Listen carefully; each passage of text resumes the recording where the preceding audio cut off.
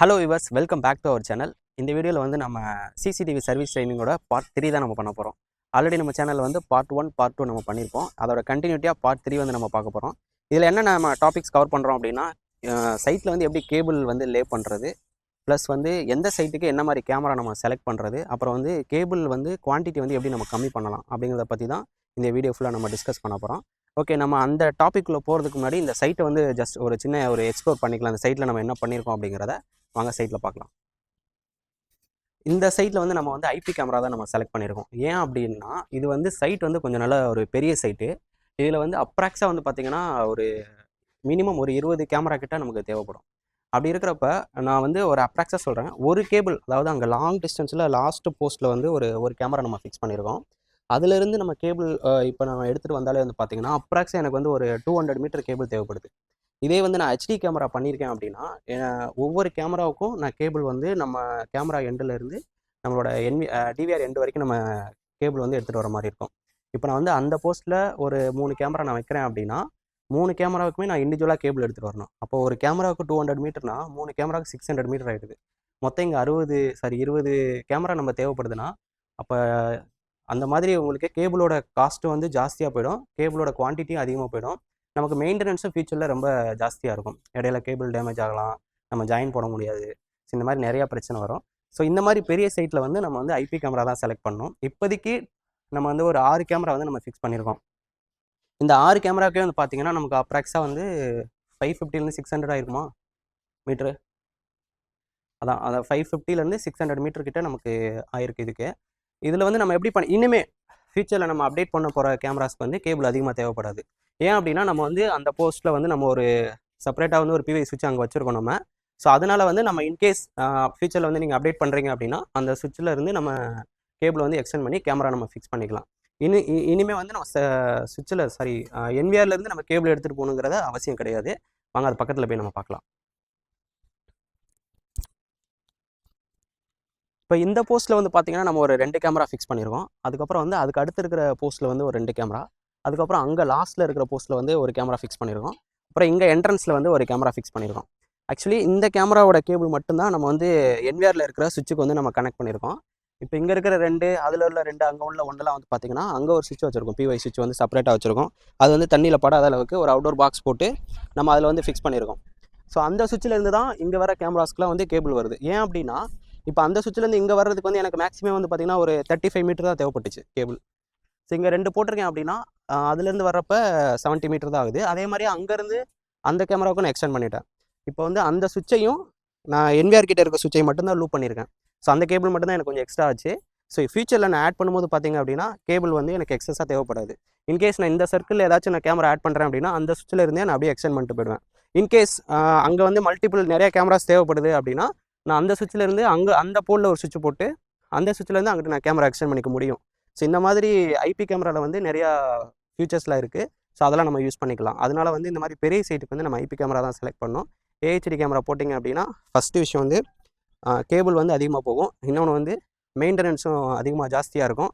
Clarity வந்து அந்தளவுக்கு நமக்கு கிடைக்காது. ஏன்னா இது ஓப்பன் பிளேஸு. ஸோ கிளாரிட்டியுமே நமக்கு வந்து அந்தளவுக்கு கிடைக்காது. ஸோ அதனால தான் நம்ம வந்து இந்த சைட்டில் வந்து ஏஹெச்டி கேமரா இல்லாமல் ஐபி கேமரா வந்து நம்ம செலக்ட் பண்ணியிருக்கோம்.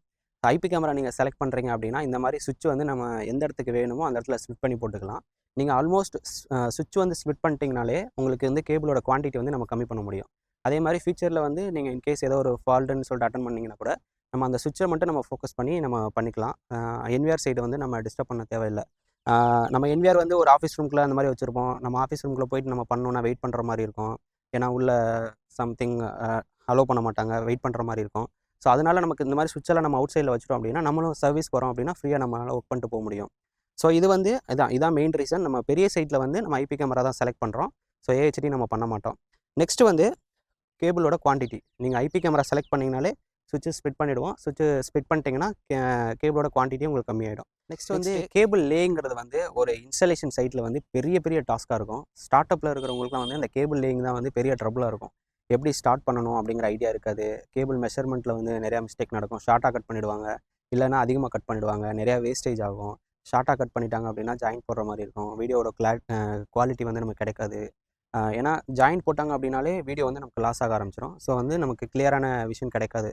நீங்கள் என்ன தான் காஸ்ட்லியான கேமரா போட்டிருந்தா கூட கேபிள் வந்து சரியில்லை, கேபிள் வந்து குவாலிட்டி இல்லை அப்படின்னா உங்களுக்கு அந்த கேமராவோட குவாலிட்டி ஆஃப் கிளாரிட்டி வந்து நமக்கு கிடைக்காது.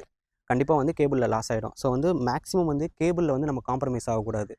கேபிள் வந்து எந்த அளவுக்கு நம்ம வந்து கொஞ்சம் குவாலிட்டியாக போட முடியுமோ அந்தளவுக்கு போட்டுடலாம். கேபிள் வந்து சிம்பிளாக சொல்லணும்னா ஒரு வீட்டுக்கான பேஸ்மெண்ட் மாதிரி. ஸோ அந்த கேபிள் வந்து நம்ம காம்ப்ரமைஸ் ஆகக்கூடாது. எவ்வளோக்கு குவாலிட்டியாக முடியுமோ அவ்வளோக்கு போட்டுடலாம். ஃப்யூச்சரில் வந்து நமக்கு மெயின்டெனன்ஸ் கம்மியாகும். நீங்கள் அட்டன் பண்ணியிருப்பீங்களான்னு தெரியல. நம்ம வந்து ஏதாவது ஒரு சர்வீஸ்க்கு போகிறோம் அப்படின்னா அந்த டிவிஆரை நம்ம வெளியில் எடுத்தாலே வந்துட்டு இருந்த கேமராவும் வராமல் போயிடும். நிறையா ஷேக்கிங் ஆகும். நம்ம எடுக்கையிலே வந்து நிறையா ஷேக்கிங் ஆகும். ஸோ இதெல்லாம் வந்து அந்த கேபிள்னால தான். ஸோ கேபிள் வந்து நம்ம நல்ல குவாலிட்டியாக போட்டோம் அப்படின்னா உங்களுக்கு இந்த மாதிரி பிரச்சனைலாம் நமக்கு வராது. கேமராவோட குவாலிட்டியும் கரெக்டாக நமக்கு கிடைக்கும். ஸோ அதனால் வந்து கேபிள் வந்து காம்ப்ரமைஸ் பண்ணாதீங்க. நெக்ஸ்ட் வந்து ஒரு 3 டிப் தான். ஒரு சைட்டில் வந்து நம்ம இன்ஸ்டாலேஷன் பண்ணுறோம் அப்படின்னா ஆல்மோஸ்ட் கேபிள் லேயிங்லாம் முடிஞ்சிருச்சுனாலே அந்த சைட் வந்து ஒரு 70% ஒர்க் வந்து கம்ப்ளீட் ஆகிடும்.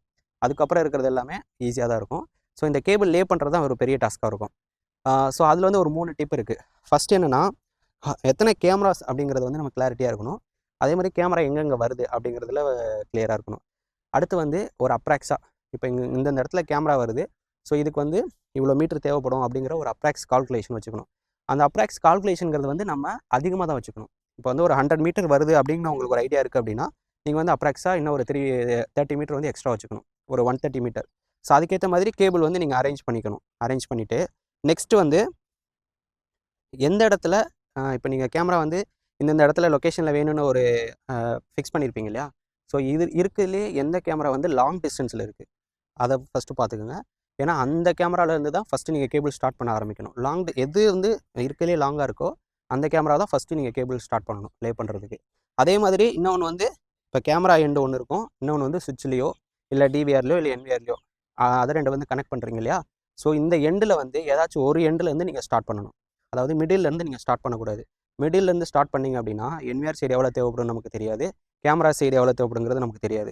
ஸோ நீங்கள் வந்து ஏதாவது ஒரு கேமரா சைட்லேருந்து ஸ்டார்ட் பண்ணுறீங்க இல்லை என்விஆர் சைட்லேருந்து ஸ்டார்ட் பண்ணுறீங்க அப்படின்னா உங்களுக்கு வந்து ஏதாவது ஒரு எண்ட்லேருந்து ஸ்டார்ட் பண்ணுவீங்க. அதர் எண்டில் போகையில் அந்த எண்டில் எவ்வளோ வேணுமோ அதை நீங்கள் கட் பண்ணிக்கலாம். ஸோ அதனால் ஏதாவது ஒரு எண்டை சூஸ் பண்ணிட்டு அந்த எண்ட்லேருந்து நீங்கள் லே பண்ணணும். ஸோ இது ஒன்று. ஆல்ரெடி நம்ம என்ன பார்த்தோம், எங்கெங்கே கேமரா வேணும், அப்ராக்ஸாக உங்களுக்கு கேபிள் எவ்வளோ தேவைப்படும், அதுக்கப்புறம் இந்த இது ஏதாவது ஒரு பாயிண்ட்லேருந்து தான் நீங்கள் ஸ்டார்ட் பண்ணணும்.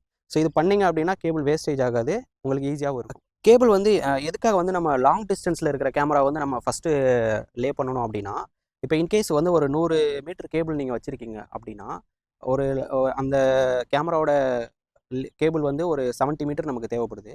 பட் 70 மீட்டரில் வந்து ஒரு 100 மீட்டர் கேபிள் வந்து நீங்கள் லே பண்ணிடலாம். பட் அதுவே வந்து இப்போ ஷார்ட்டில் வந்து ஒரு 30 மீட்டருக்கு வந்து ஒரு கேமராவுக்கு வந்து கேபிள் தேவைப்படுது. இப்போ நீங்கள் ஷார்ட்டாக இருக்கிறது வந்து ஃபஸ்ட்டு நீங்கள் வந்து லே பண்ணிட்டீங்கன்னு வச்சுக்கோங்களேன். அது ஒரு 30லேருந்து ஒரு 40 கிலோ வருது, ஒரு 35 மீட்டர் வருதுன்னு வச்சுக்கோங்களேன். 35க்கு நீங்கள் லே பண்ணிட்டீங்க ஷார்ட்டாக இருக்கிறதுக்கு. அப்புறம் லாங்கில் போகும்போது உங்களுக்கு கேபிள் ஷார்ட் ஆகும்.